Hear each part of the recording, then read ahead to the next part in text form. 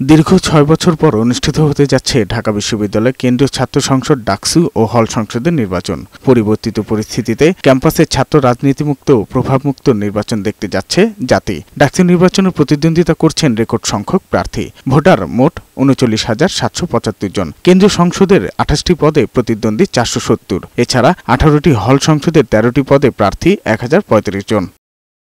প্রায় ৪০,০০০ ভোটারের জন্য নির্ধারণ করা হয়েছে মাত্র ৮টি কেন্দ্র: কার্জন হল, শারীরিক শিক্ষা কেন্দ্র, ছাত্র শিক্ষক কেন্দ্র, ঢাকা বিশ্ববিদ্যালয় ক্লাব, সিনেট ভবন, উদয়ন স্কুল অ্যান্ড কলেজ, ভূতত্ত্ব বিভাগ ও ইউনিভার্সিটি ল্যাবরেটরি কলেজ। যদিও ৮ কেন্দ্রে বুথের সংখ্যা ৭১০ থেকে বাড়িয়ে ৮১০টি করা হয়েছে, এতে সন্তুষ্ট হতে পারছেন না প্রার্থীরা। ৮ ঘণ্টায় বিরতিহীনভাবে ৮ কেন্দ্রে প্রায় ৪০,০০০ ভোট দেয়া নিয়ে উদ্বিগ্ন তারা। প্রার্থীরা বলছেন, সব ভোটার কেন্দ্রে গেলে তাদের ভোগান্তি পোহাতে হতে পারে। কার্জনের মতো একটা জায়গায়, ছোট জায়গায় যদি ১০,০০০ ভোটার একত্রিত হয় এবং প্রত্যেক ভোটারকে আবার ৪১টা করে ভোট দিতে হবে, ভোটাররা কতটুকু স্বস্তির সাথে তারা ভোট দিতে পারবে সে নিয়ে আমরা আশঙ্কা অনুভব করছি। মঙ্গলবার দিন যদি এই সামনের এরিয়াটাতে জ্যাম থাকে তাহলে দেখা যাবে there is a huge possibility যে কুয়েতপুত্রী এবং বঙ্গমাতা থেকে শিক্ষার্থীদের আসলে পার্টিসিপেশনটা অনেক কম হবে।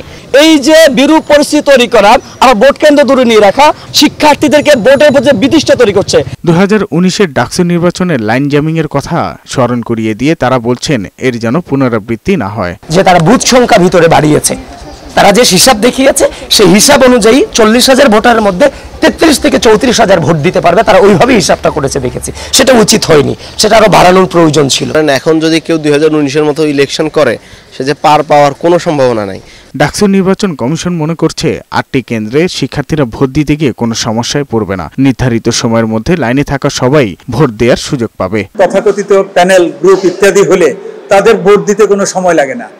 সাধারণত যারা এগুলোর বাইরে তাদের হয়তো একটু সময় লাগবে, আমরা এটা ধরে নিছি। ভোটাররা নির্বাচনে তাদের পে স্লিপ, হল কার্ড, ডিপার্টমেন্টের কার্ড, লাইব্রেরি কার্ড দেখিয়ে ভোট দিতে পারবেন। 6টি ওএমআর শিটে শিক্ষার্থীরা নিজেদের পছন্দের প্রার্থী বাছাই করবেন। 2 মেশিনে তার গণনা করা হবে বলেও জানান চিফ রিটার্নিং কর্মকর্তা।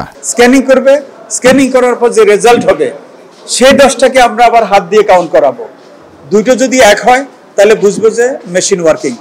আমরা প্রথমে ভাবছিলাম একটা মেশিন দিয়ে কাজ করব, মেশিনের ক্যাপাসিটি গড়ে ৪,০০০। পরে দেখলাম যে সেই ক্ষেত্রে আমাদের প্রচুর সময় লেগে যেতে পারে। 2টো মেশিন কাজ করবে, তার মানে ৮,০০০ হবে। ডাকসু নির্বাচনে ভোট গ্রহণ ৯ সেপ্টেম্বর। এদিন সকাল ৮টা থেকে বিকেল ৪টা পর্যন্ত বিরতিহীনভাবে চলবে ভোট গ্রহণ। সাজ্জাদুর রহমান, বৈশাখী সংবাদ, ঢাকা।